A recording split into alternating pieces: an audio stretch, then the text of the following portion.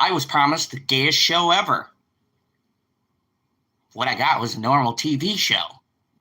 Hello, everybody, and welcome to the channel. I'm going to use that clickbaity title as much as this show used that stupid statement to be clickbait. So first and foremost, I want to get the elephant out of the room, because here on the channel, I always give you a little bit. If there's a little controversy around the show, I tell it to you in the beginning of my review. So you know one thing. I do not judge the show based on the dumb shit the cast says, or Marvel says, or the actors. I'm not going to lower my review or compromise my critique just because actors and studios and people in Hollywood can't shut the fuck up and let a product come out. I like to let the product stand on its own unless what people are saying is in the show I'm watching and I'm directly offended by it. So I wanted to get that out of the way. I do not care about the rumors and the controversy. I'm going to rate the show based on the fact that I rate shows and I give everything a shot. Also, I would like to preference too, I do like what this show is based on. One of my favorite Disney Plus shows, if you guys don't know, I loved WandaVision. I was kind of curious to see if they could do a kind of season 2 WandaVision, but from a different POV, because as we know, supposedly Wanda's dead after the events of Doctor Strange and the Multiverse of Madness. So I was hoping for that kind of thing. Now, another thing that's going to color my review and why I waited so long to drop this review is I just got done watching the masterpiece that is The Penguin, and these released at the same time. So I watched this later because I did not want my review colored by the experience of watching probably my year's favorite show. So it's trying to do this review and keep the Marvel DC out of it and keep stupid ass people fucking making dumb remarks in interviews out of it. I personally think that was a joke. I don't know, but I'm going to review this show based on its merits. So I wanted to get that out there. Hey, Hunter, how are you? What is my thoughts of Universal by Comcast by the rights to the Zack Snyderverse? I think they just want those movies. I don't think Zack is working on stuff for Netflix. So I don't. The Snyderverse is pretty much in its own universe now. They can't legally, because James Gunn and Warner Bros. Are done with that. They can't go forward with their ideas. So I think it's just movie rights. That's just my opinion. And thank you. I will be bringing that up on Monday in my DC afternoons. So Agatha All Along. What is Agatha All Along? Is based on the series WandaVision 2021. And it is a direct lead off from the events of WandaVision. Now, if you guys know me, I actually fucking loved WandaVision a great deal. And I was kind of pissed off because I felt like Marvel had a great idea of doing these unique kind of spin-off shows where you could watch them and you got some things from the movie, but it was its own thing and it was its own unique thing. And I will die on the hill that WandaVision was the most unique MCU show we ever got, and that it was really fucking good. I feel like I'm on an island on this, but I honestly believe WandaVision was the best out of every MCU show they've done. Every single one by the end has disappointed me. WandaVision, yeah, they kind of went with the CGI fight, but I felt like the story was consistently interesting and fascinating. So Agatha All Along is unique in the fact that it's a spin-off of a show from 11 years ago. Now, the other unique thing about Agatha All Along is that it is a holiday-themed show. Guardians of the Galaxy did a short movie with Kevin Bacon and Christmas special, so that was the first one, but it was like a short movie. This is a themed show with the Halloween vibes. So far, so good. And the general gist of the show is that 3 years after being trapped in the town of Westview, New Jersey. At the end of WandaVision, the witch Agatha Harkness escapes with the help of a goth teen who wishes to face the trials of the legendary Witch's Road without her magical powers. Agatha and the teen form a new coven of witches with which to face the trials while contending with some of Agatha's old enemies. Now, the thing that hello, Carmen. The thing I have to say about the show is that Agatha and the person who plays Agatha is Catherine Hahn, who is a very great actress. She's pretty funny. She's been in Crossing Jordan. Let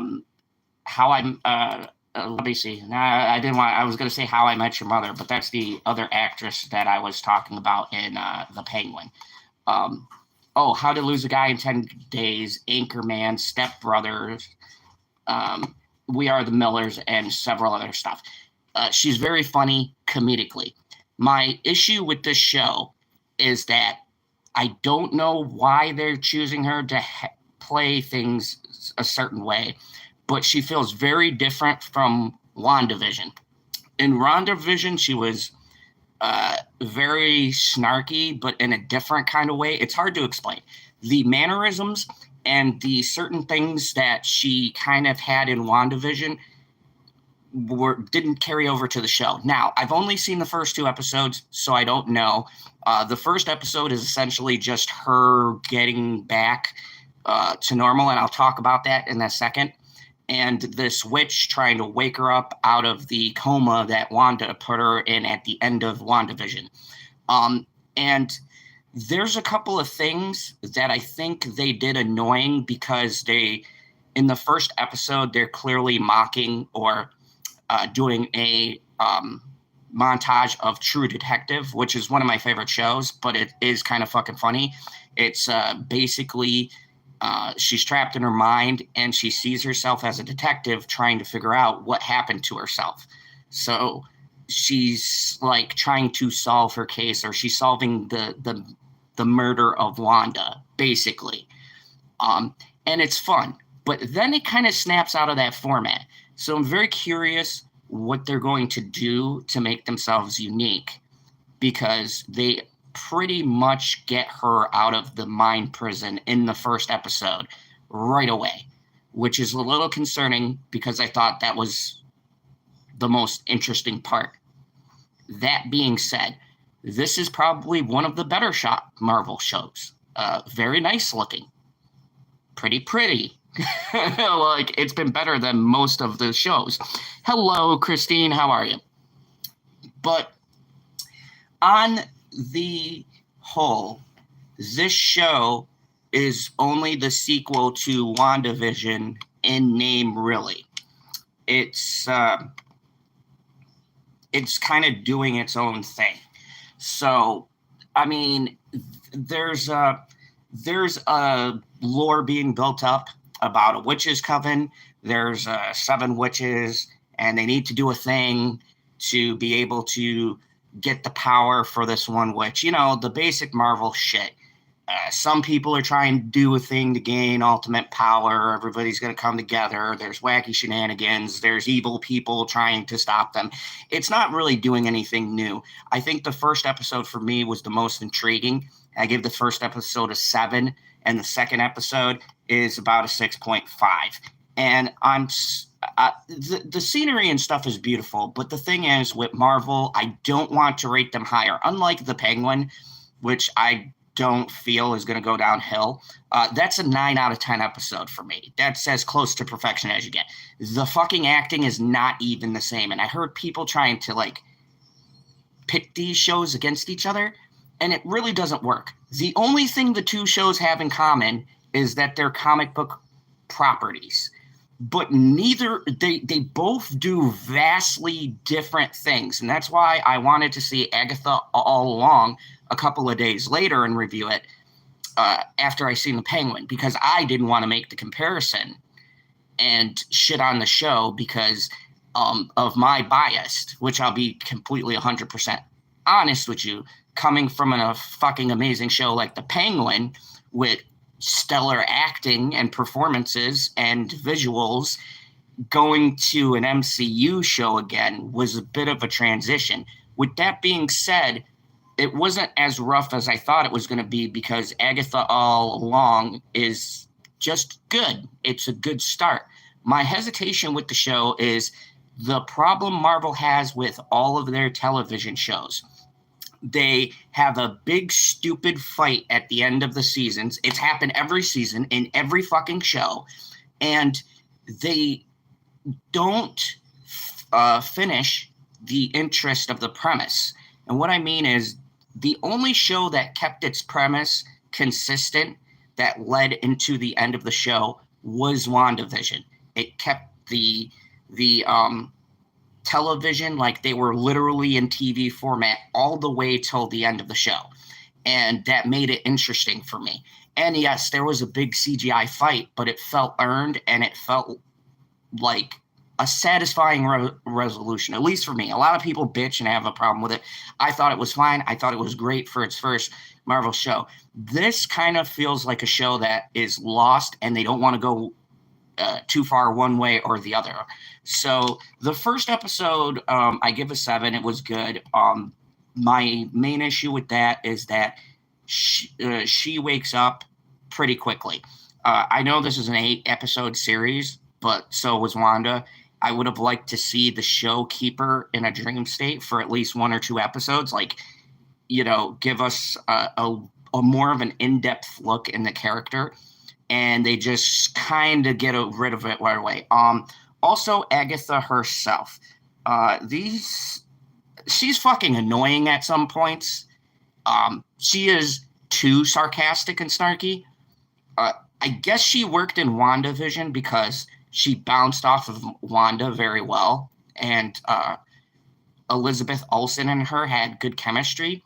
Here, she's kind of by herself and she's playing ultra into the character. And it's just fucking annoying, honestly. Very annoying. I actually am more interested in the other cast members because this character clearly needs someone to bounce off of.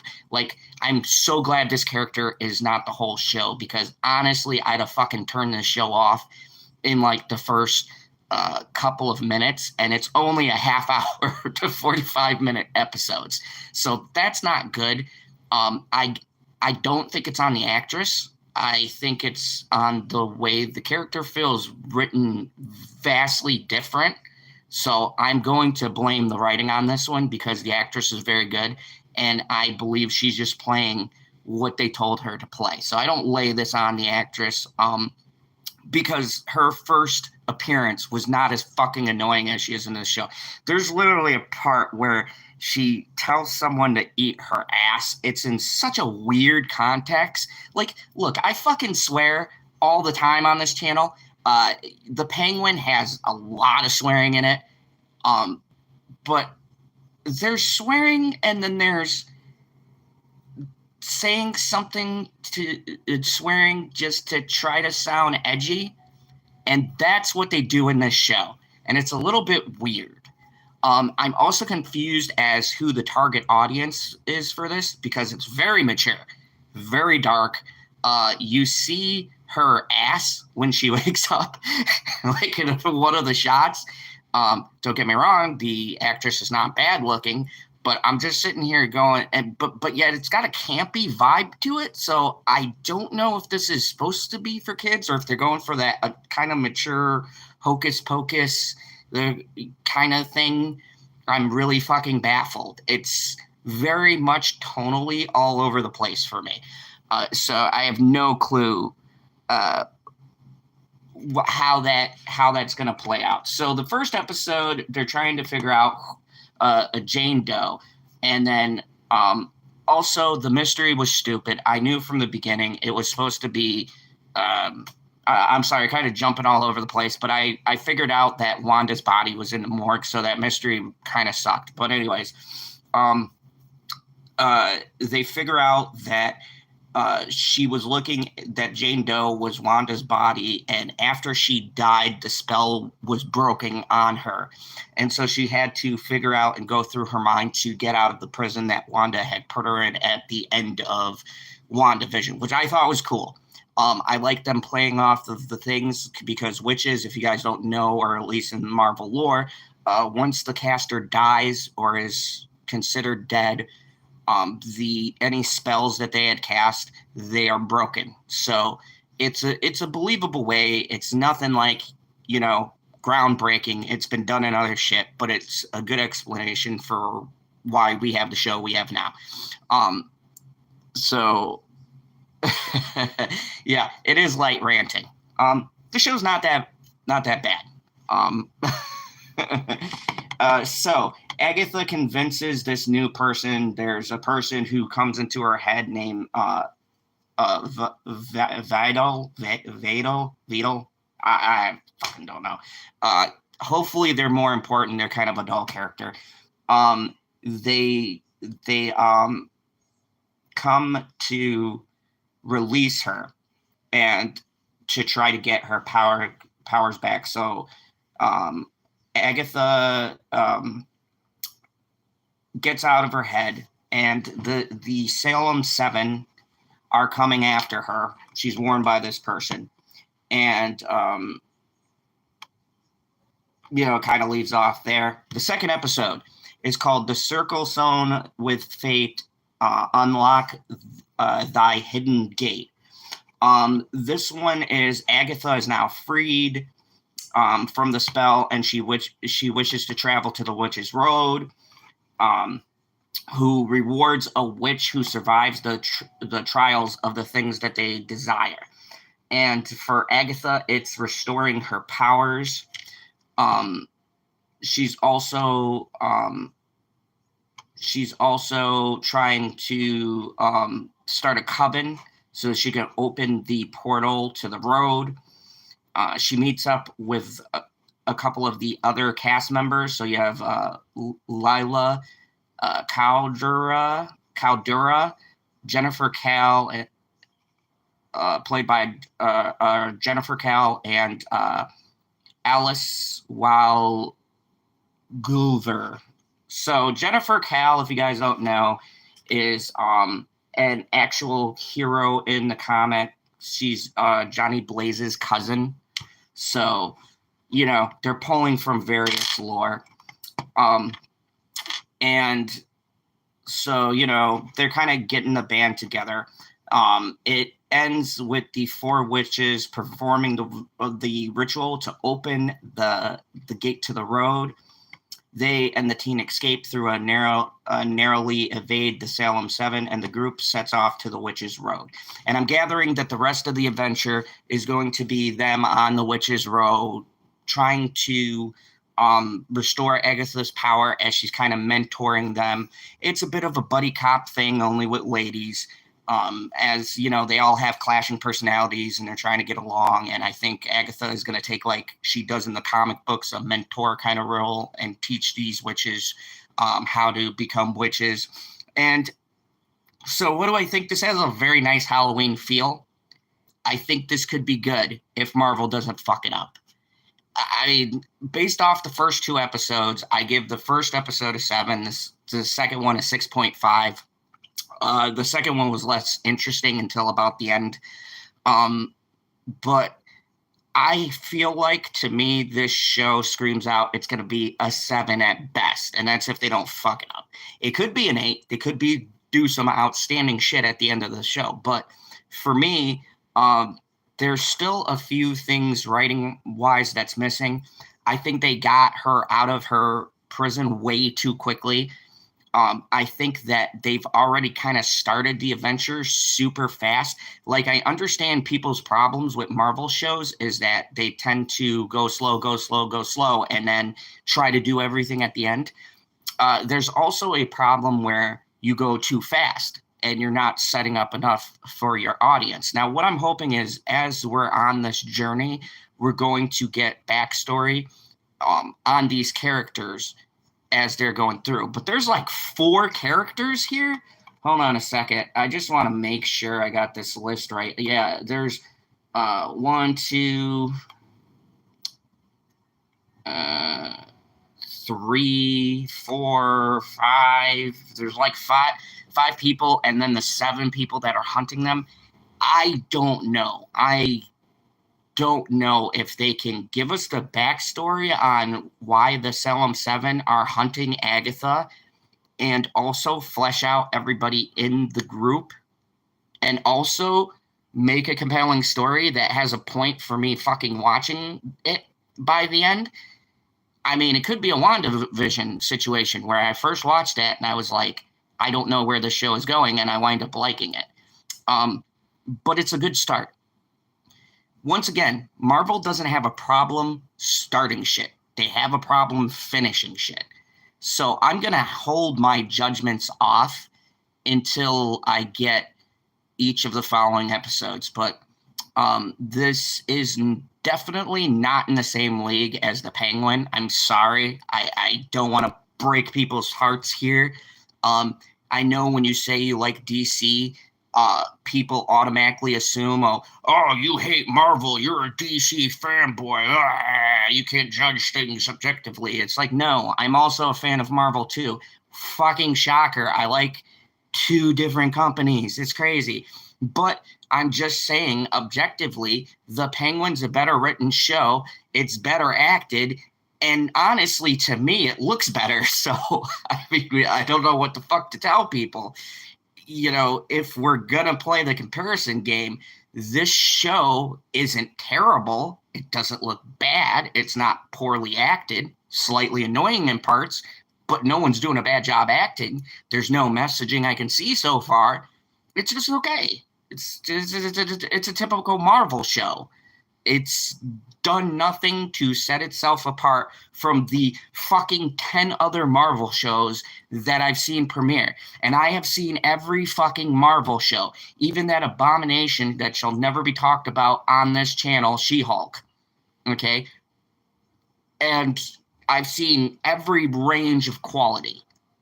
And it's an average show, much like other TV shows. My question is always, what are you doing to set yourself apart? So we'll see. I can't accurately judge off of 2 episodes because Marvel takes a little bit longer to get shit going for me to know what's going on. So I can't even tell you how I feel about the storylines yet because they're not really in them. I probably won't know much until like the 4th episode, or knowing Marvel, the 6th or 7th episode, and they'll fuck up the ending. But like, I don't have much to go on. Whereas Penguin, once again, to my praise of the show, it felt like a complete episode. I had more to review. Here, it was 2 half-an-hour, roughly, episodes to 45 minutes, you know, with the credits.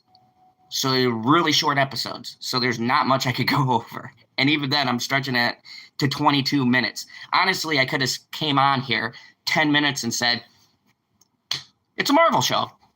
And then fucking turned off the camera. But I tried to give you a little bit more of an analysis. But honestly, the show doesn't have much to it yet. And that's not to say it's bad. It's the first 2 episodes. They made me interested with the whole Agatha waking up and the Salem 7 and what's their deal. I know who the teen is. They're trying to play it as a mystery, but anybody who's a comic book fan knows that the teen is Wanda's son from the comic books. I'm sorry if I spoiled that for you, but it's fucking obvious. Like, I don't know why they're keeping that a big mystery. So like I said, the writing scares me a little bit. It's very basic, but an interesting premise. So stay tuned. I'll review this along with Penguin. They're very interesting to release at the same time, but I just think Penguin is better. I think it's a better quality show. I think it's better acting. I think it's more adult and mature. It feels like I'm watching an adult show. And I'm more excited for the episode that's coming up.